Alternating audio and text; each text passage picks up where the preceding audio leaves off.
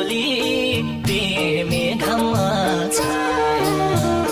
हो भन्ने गर्थ्यौ निष्ठुरी तिमी घाममा छाया आउँदो रहेछ सम्झना त छोटे अनि